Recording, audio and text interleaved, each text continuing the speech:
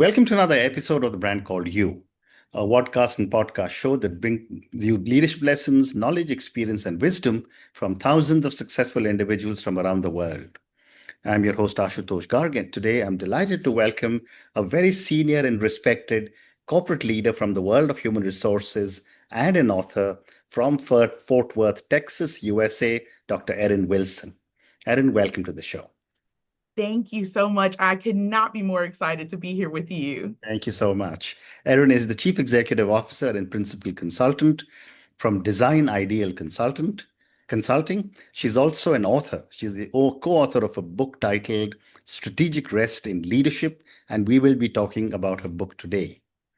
So, Erin, before we talk about your book, tell me a little bit about your own journey and what sparked your interest in leadership and human development.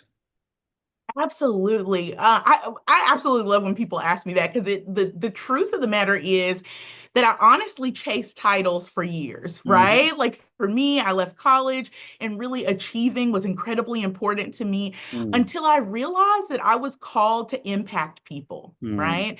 Not just the systems that we're in, but really impact people to shift from ambition to purpose. And that's where everything really, really changed for me. I mm, got the opportunity to help people through learning, have those aha moments, and I just needed those, right? To mm, see people connect concepts when I'm facilitating, engaging facilitations around strengths, mm, leadership, mm, around relationship intelligence, and seeing how it just changed not only people personally, but mhm, also teams being able to reach what they wanted to do professionally. mm. Fascinating. And you worked with diverse organizations and universities. What have been some of your most memorable experiences facilitating team development? Absolutely. One of my favorite moments kind of was a personal one. So even though I was there for a team, I have had people go, if I knew this about myself, Mm, right? Like mm. really bringing people self-awareness. And so I had a guy who told me one time, if I knew this about myself, I might still be married now. And so I told him that Yeah. that I totally understand. Oftentimes Mm, when we unlock new things about ourselves, especially mm, about who we are, yeah. it doesn't just serve us in the professional space, it also serves us personally. Mm, But another favorite moment of mine is really one that happens all the time when I facilitate for teams. It's mhm, really that they have that moment where they look around at each other and maybe the people who they didn't really understand, mhm, all of a sudden, now that you understand how they're motivated through relationship intelligence, mm, all of those moments make sense, whether they mm. were negative moments or positive moments. Yeah. Once you start to understand how someone sees it, you're able to move forward in just such a powerful way Mm, that doesn't just impact their positive relationships together, but the impact that they're able to make towards their mission. Wow. Very well said. Thank you. And how did your personal experiences shape your belief in the importance of rest as a leadership tool? Oh my goodness. So I really learned the hard way that burnout does not care how gifted you are. It Mm, just doesn't, right? I was given to everybody but me. I was staying late. I was chasing like how to move up that ladder constantly. And mhm, then that's when I realized through my own health, through different pieces, that rest is not optional. mm. Right? Especially for leaders. It's just not optional. It's essential. Yeah. I had to rewrite my own relationship with rest. And so Mhm, now I see it, and I hope other people, especially as they read my book, mm. the book that I co authored with Yeah. Dr. Kelly Dixon, but I hope that they see rest as fuel and no longer as a reward. Mm, When we are rested as leaders, we have clarity. We are able to be more creative. When mm, I stop and pause, um, intentionally, there's something so powerful about that, being able to walk away and then to come back. And I've often found that my work that happens after I take the pause, mm. after I am intentional about making sure that I take moments for myself to use the NAP framework, right? So to nurture myself, to assess what's going on, and then to ultimately walk back to make sure that I'm prioritizing what's right, I find myself as being a leader that's more centered, Mm, that people appreciate to be able to work for, but mm. also someone who's able to come up with new things, even for the most complex situations. So rest is fuel. It's not something we Great earn. response. Great response. And uh, I live in India, and a lot of our Yes, scriptures also say that the best medicine is sleep, which is absolutely. rest. And you're so right about that. Absolutely. Absolutely. That it's a gift. If you think about it, it's one of the things of all the things that no matter what your belief system is, Correct. right? Whether it's a creator, whether it's whoever it is, one of the biggest gifts that's given to us Mm, from all of the ways that people see mm, divine creator is rest as being one of those. mm. Love, peace, but rest is always one of the things that people are invited into. Absolutely. So why do we not see it as that gift that it is? Fascinating. Let's now talk about your book that you co-authored, Strategic Rest in Leadership. And before I ask you a question, I'll ask all my viewers and listeners to go and check out Dr. Erin Wilson's book, Strategic Rest in Leadership. So, Erin, Yes. tell me about your book and how do you define strategic rest, and how is it different from taking a break? Absolutely. I get that question all the time because people are Mm, like, oh, I take breaks, right? The thing that separates breaks from strategic rest is really one key factor, and it's intention. mm, Okay.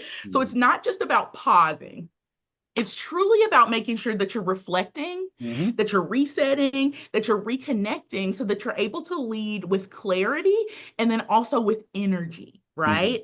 And once we're able to do that, that really makes such a difference with not just us being able to be self aware, but again, like I said, that clarity and confidence and creativity that to me leaders need in order to take it to the next level, mm, right? So a break is something that just helps you escape. But strategic rest helps you return stronger to the mm, things that you're trying to do, to the impact that you're trying to make, and the people that you're trying to connect mm, or create relationships with. So mm. that's to me the major difference is really intention.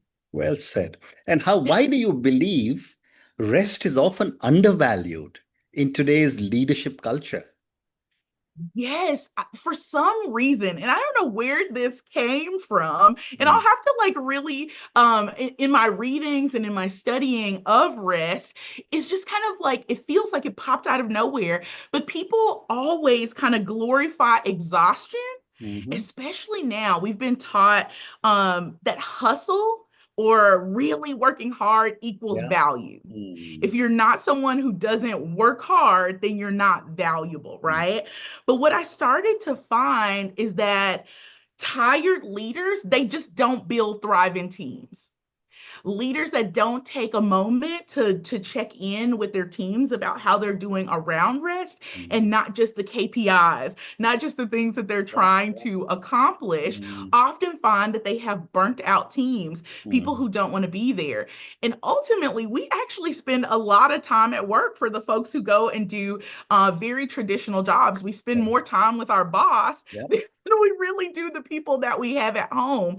So it absolutely. becomes important, especially as we think about leadership culture, Mm, that we stop seeing rest as something that's earned, yeah. right? I believe truly in my heart that it's something that's required to Mhm, sustain the impact that we want to make. And mm, for some reason, we've gotten so far from that. I think about cultures, well, and that very much could be a thing, especially in my culture in the United States, mm. right? We're very hustle forward, but in Correct. other places, people really focus more on not working a long day, Correct. right? Not working all of the days throughout the week. So you've got people who feel centered, that Mm, work is not the only thing that brings them value. And we mm. could definitely use more of that, right? Absolutely. Absolutely. Mhm. You also introduce the NAP framework, which is nurture, assess, and prioritize. Could you walk us through each component of NAP? Absolutely. So first of all, there's always a smile on my face when I get to Mm, talk about the nap mm, framework because mm. with rest, I think nap is just so appropriate Absolutely. and perfect for Yes, that. So absolutely. I thought it was so cool that we got the opportunity to do that. But so first of all, in the nap framework, we have nurture, Mm. right? That's what the N is for. And Yeah. that's about reconnecting with yourself as a person, not just as a professional, Hmm. okay?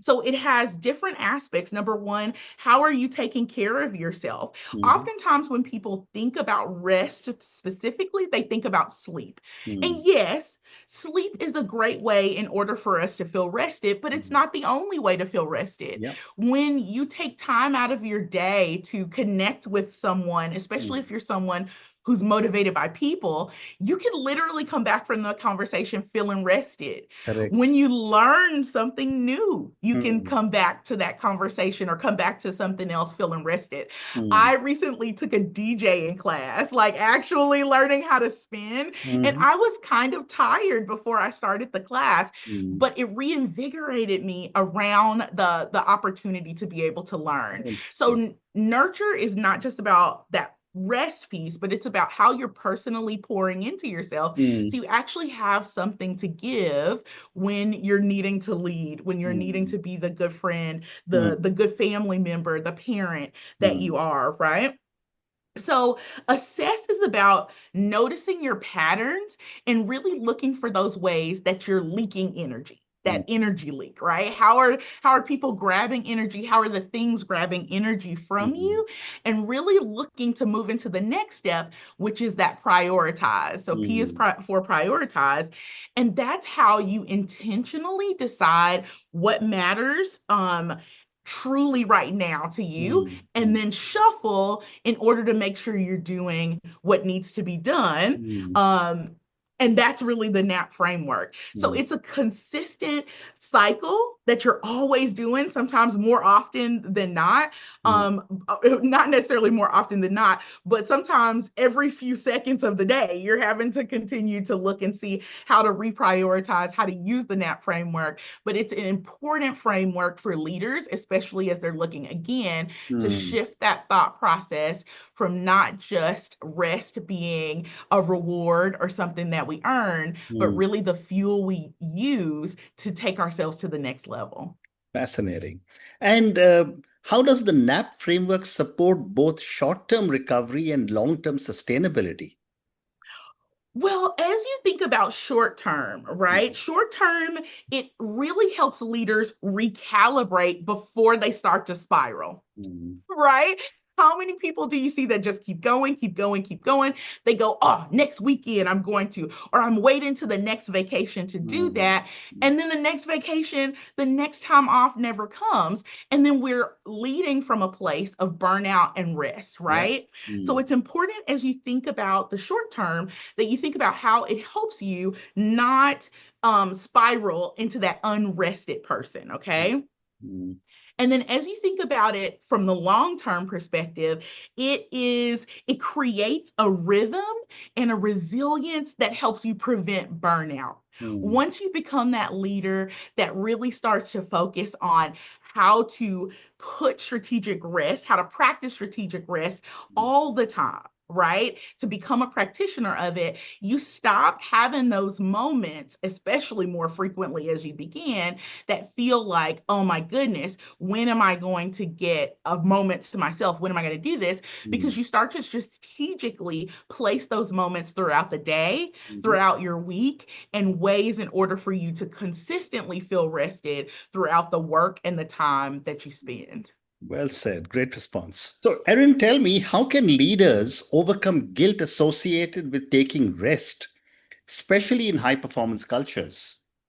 Absolutely. That's one of the things that we really have to dig into, right?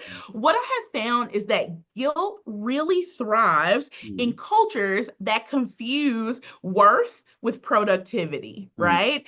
So Mm. we've got to stop seeing what people who are working, who seem to be working hard, as more Mm. productive than Mm. people who are not. One of the things that I often think about is when I was in elementary school, right? Our teacher would pass out out the Mhm. paper or the assignment that we would be working on, and I would quickly finish, Mhm. right? And there would be other students around me who were still working, Mhm. right, on their assignment. Even though I finished quickly, I would still get a high score, just like maybe someone else who worked up into the buzzer. Yeah. So, working on something specifically or looking like you're working hard Mhm. doesn't necessarily equate to productivity. So, we've Correct. got to change that mindset and really refine or redefine what being a good leader Mhm. looks like, Right. right?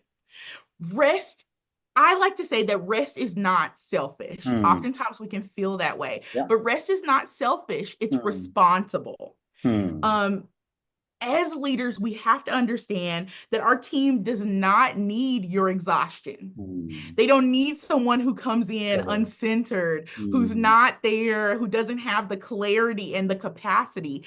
As a team, they need a leader who comes with that clarity, Hmm. right? So it's important for us to really understand and overcome that guilt.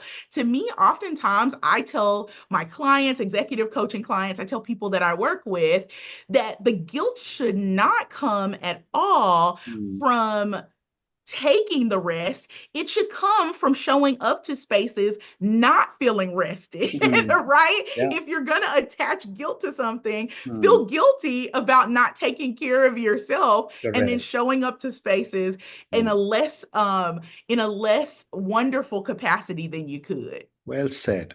And how do you respond to critics who see rest as a sign of weakness or laziness? Oh my goodness. Here's the thing. If you think that rest is weak, then you've never led from a fully restored place. Well said. That's what I tell them. Hmm.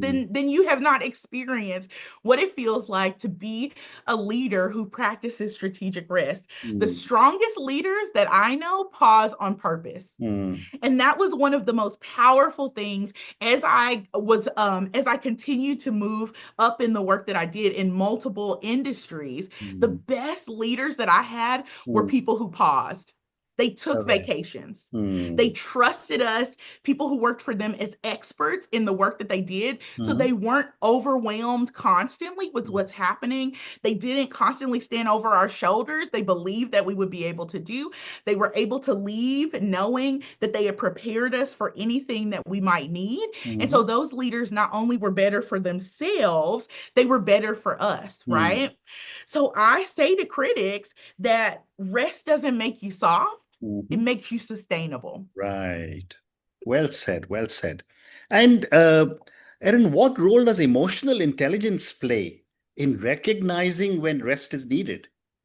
Absolutely. I love relationship intelligence. A Hmm. lot of conversations are around emotional intelligence, and I believe emotional intelligence is important. Hmm. But one of the key factors in relationship intelligence is understanding how to change Hmm. your approach based on who you're talking to, Yeah. right? Yeah. Understanding that humans are motivated in three key blends of Hmm. ways, right? Through performance, through process, through people. And I have a fantastic assessment I use in my consulting firm in order to help people figure out which one of the ways that they're motivated. Yeah. But ultimately, self-awareness is Hmm. is step one, Hmm. right? You can't address anything that you refuse to acknowledge. Hmm. So really understanding who you are is a key component to that. Hmm. I find that leaders with emotional intelligence don't just see burnout coming, they choose to start course correcting early. And Right. that's what makes all the difference with being able to lead with impact, leading with clarity, leading with connections. Hmm. That is what makes all the difference, that self awareness piece. Well said. I have time for three more questions for you. Okay. Um, what are some practical first steps for leaders who want to integrate strategic rest into their daily routines? Absolutely. I would say building a daily pause, right? Whether it's at the beginning of your day, whether Hmm. it's at the end of your day, you need to start making sure that you're protecting one boundary. Hmm. And as you start to become someone who protects your boundaries, you'll find out that as I'm protecting those, man, this is important. How do I do more? Hmm. Right? Hmm. Another step to me would be celebrating one decision Yep. that really honors your energy. mm, As you take those steps to shifting to a leader that practice strategic rest, mm, celebrating those moments where you feel good because you were intentional about protecting your rest. I mm, truly believe that small steps really do lead to a change. mm, mm, You may start to schedule, I want you to, as you're leading, to mm, start scheduling rest the same way you use your calendar to mm, schedule meetings. mm. Because oftentimes I find with leaders that if it's not on the calendar, it just won't happen. So Correct. being really intentional is key. What you're saying is build in a rest section or a time in your calendar every day. Absolutely. Even Mm, if it's a time, I have an executive coaching client right now that one of the things that one of the strategies that we're using is instead of just jumping straight into this person's day, they figured out that at the end of the week, I need to look at my meetings going forward to yeah, see if these are meetings I really need to be in. People correct. just pop things on my call. So that also provides the opportunity to decide whether or not, number one, I need to be there. Is there energy that I need to spend on this? Is it still Mm, appropriate for me to be in this meeting? Is there someone else who may be able to do this so mm, that I have more time in my schedule? So it's really about being intentional about those mm, energy take backs as well. Amazing. Two more questions. Sure. What does a well-rested team or organization look and feel like in practice? And how do you and your co-author, Dr. Dixon, personally practice strategic rest in your work lives? Yeah. Well, first of all, I want to start with the teams, right? A Mm, well-rested team, um, when you have that, you notice that they're more creative, mm, right? They're more collaborative. They're able to have more clarity, which mhm. I know people will hear me say that word quite often Yeah. as we have spent this time together. Mm, But clarity is so important to so many key factors. yeah. They also find that they have fewer fires to put out. Correct. Oftentimes us moving fast and moving quickly and trying to do all of these different things from a place of unrested Mhm. um really makes things kind of go more chaotic. So you Mm, see them as having less fires to put out. They don't just work hard, mm, right? They work well. And oftentimes we discount the value of being a team that works well together and not just a team that works really hard to meet correct. all of the goals that we have, Correct. right? So a well-rested team, we have to remember, doesn't just look busy, they look energized, they look focused, and they're also really highly collaborative, Mm, okay? So now listen, Dr. Dixon and I truly, truly, truly believe in strategic rest, mhm. okay? So even together outside of each other, we take really intentional retreats, okay? We tend to unplug regularly. I know I do. Mhm. Really trying to make sure that there's space and time for me to hear next steps, to be creative, to Yeah. hear about the next book that I'm intending to write, right? And what are those pieces that I want to pass off to each other? But also, we check in with each other and the people in our communities who value rest highly Mm, in mm, order to make sure that we don't start glorifying busy. mm, Right. I mm, correct people all the time. People like to, who know me or see me on LinkedIn or all of these different places go, you are busy, you are booked. And I mm, tell people, wait a minute, right? mm. Booked is different from busy, Correct. right? I don't subscribe to that busy culture Yeah. because I ensure that I take care of myself because I want to be a wonderful wife. I want to be a wonderful friend and a business colleague to people. So booked, yes, busy, no. Well said. Right? Absolutely. And I completely agree with you. And my last question for you, Erin, what would you like our viewers and listeners to take away from strategic rest in leadership? If you didn't hear anything else, right? If there's Mhm. nothing else that people get from me, one of the most important pieces that I want people to hear is that rest is not the opposite of leadership. Yeah. It's not. It's a part of it. Yeah. And we have to act as such when Yeah. we want to be those phenomenal leaders. The more that you lead from alignment Mm, and not adrenaline, because yeah. that's exactly what it can feel like sometimes in our leadership pieces, the Mm, more sustainable your impact can become. So Wow. it's key for us to make sure that we stop the Hmm. conversations around rest being opposite from leadership Hmm. and really understand that it's a part of it. Amazing. And on that note, and I just love what you said, lead from alignment, not adrenaline. And you also said rest is not the opposite of leadership, it is a part of it. Thank you, Erin, for speaking to me about your own journey. And we spent some fascinating time talking about the importance of rest as and when we lead organizations, when we are part of organizations. And as we discussed, rest and sleep are probably the best medicine that we need for our mind and our body. Thank you for speaking to me and good luck to you. Thank you so much. Take care. Thank Thank you for listening to the Brand Called You videocast and podcast, a platform that brings you knowledge, experience, and wisdom of hundreds of successful individuals from around the world. Do visit our website www.tbcy.in to watch and listen to the stories of many more individuals. You can also follow us on YouTube, Facebook, Instagram, and Twitter. Just search for the brand called You.